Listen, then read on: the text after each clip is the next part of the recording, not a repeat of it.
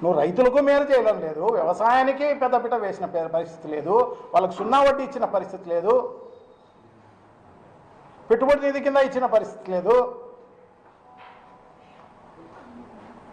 ఒక వ్యవసాయమేం కర్మ, విద్యకు సంబంధించి ఇంతవరకు ఫీ రీఎంబర్స్మెంట్కు సంబంధించి ఎవరికి కూడా ఇచ్చిన పరిస్థితి లేదు. ఈరోజు పిల్లలందరినీ కూడా బయటికి తరిమేసే కార్యక్రమం జరుగుతుంది పరీక్షలు రాయనీకోకుండా. చాలా దారుణం. విద్యకు సంబంధించి, నిరుద్యోగులకు సంబంధించి వాళ్ళకంతా 3,000 రూపాయలు నిరుద్యోగ వృత్తి ఇస్తామని చెప్పేసి అది ఎగరగొట్టిన పరిస్థితి.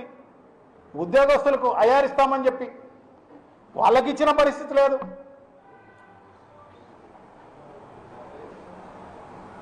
చాలా దారుణం. వైద్యానికి సంబంధించి ఈరోజు ఆరోగ్యశ్రీ అనేది నెట్వర్క్ హాస్పిటల్లో లేవు. ప్రైవేట్ హాస్పిటల్కి సంబంధించి వాళ్ళు స్ట్రైక్ చేస్తున్న పరిస్థితి ఈరోజు కనపడుతుంది. అంటే నువ్వు డబ్బులు ఇవ్వలేని పరిస్థితిలో ఉంది కాబట్టి ఈ రకమైన పరిస్థితి. అంతకుముందు ప్రభుత్వంలో కూడా నువ్వు 1,200 కోట్ల రూపాయలు బాకీ పడింటే అవన్నీ కూడా జగన్మోహన్ రెడ్డి గారి ప్రభుత్వం తీర్చడం జరిగింది నెట్వర్క్ హాస్పిటల్స్. కానీ 3,55,000 కోట్ల రూపాయలు అప్పైతే చేయడం జరిగింది. ఇంత అప్పు చేసి ఒక్క సూపర్ 6 కానీ సూపర్ 7 కానీ సరిగా ఎక్కడా అమలు చేసిన పరిస్థితి లేదు. లేకపోయినా ఇంత అప్పు చేసి ఏం చేస్తున్నావు? ఆ డబ్బులు శ్వేతపత్రం రిలీజ్ చేయాల్సిన అవసరం తప్పకుండా ఉంది. ఇదే కాదు, ఎక్కడ చూసినా భూపందారాలు. నీ బినామీలకు, నీకు కావలసిన వారికి, నీకు 90 పైసలకు 70 పైసలకు ఇచ్చే కార్యక్రమం జరుగుతోంది. ఇవన్నీ ఉరకపోవు. డెఫినెట్గా ఇవన్నీ కూడా ముందుంది ముసళ్ళ పండగ. ఈ రకంగా భూపందారాలన్నీ కూడా చేసి వైజాగ్లో అయితేనేమి, విజయవాడలో అయితేనేమి, ఇంకోటి అయితేనేమి, ఇవన్నీ కూడా. ఇదే కాదు, అమరావతికి సంబంధించి కూడా పనులు అని చెప్పేసేసి నువ్వు 52,000 కోట్ల రూపాయలు టెండర్ పిలిచి ఆ మొబిలైజేషన్ అడ్వాన్స్ కోసం నువ్వు టెండర్లు పిలవడం జరిగింది తప్ప ఇంతవరకు ఆడ ఒక ఇటుక పెట్టింది లేదు, ఒక తట్టెడు సిమెంట్ కూడా వేసిన పరిస్థితి లేదు.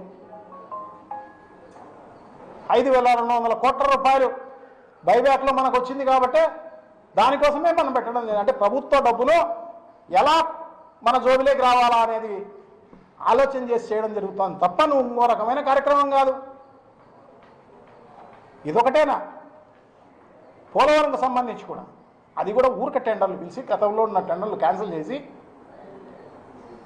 దానికి మొబిలైజేషన్ అడ్వాన్స్ ఇచ్చి, గతంలో లేదు జగన్మోహన్ రెడ్డి గారి పరిపాలనలో మొబిలైజేషన్ అడ్వాన్స్ అనేది, రివర్స్ టెండరింగ్ ఉండేది. అది పోయి ఈరోజు బుద్ధి పుట్టినట్టు పెంచి టెండరు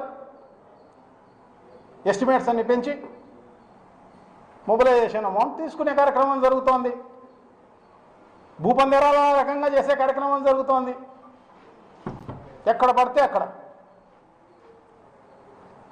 చాలా దారుణం.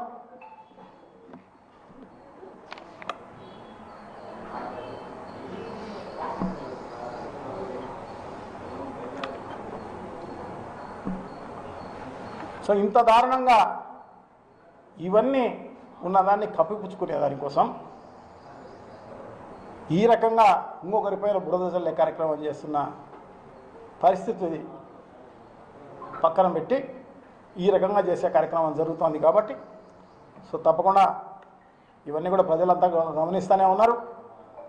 డెఫినెట్గా మీకు మీ ప్రభుత్వానికి గుడ్ బై చెప్పే రోజులు తప్పకుండా వస్తాయని చెప్పేసి నేనైతే భావిస్తూ ఇప్పటికైనా నిజాలు మాట్లాడే కార్యక్రమం చేయండి. ప్రజలకు నిజాలు చెప్పి ప్రభుత్వ పరిపాలన చేయండి. ఇచ్చిన హామీలను నెరవేర్చండి. మళ్ళా కొన్ని రోజులు నిన్ను గుర్తుపెట్టుకుంటారు. అంతకు తప్ప ఈ రకంగా చేస్తే చరిత్రహీనుడు కావడమే కాకుండా ఎప్పుడు కూడా ప్రజలను నిన్ను ఎప్పుడు కూడా ఒక నీచ రాజకీయాలు చేస్తున్న చంద్రబాబు లాగానే నువ్వు మిగిలిపోతావు అని చెప్పేసి తెలియజేసుకుంటూ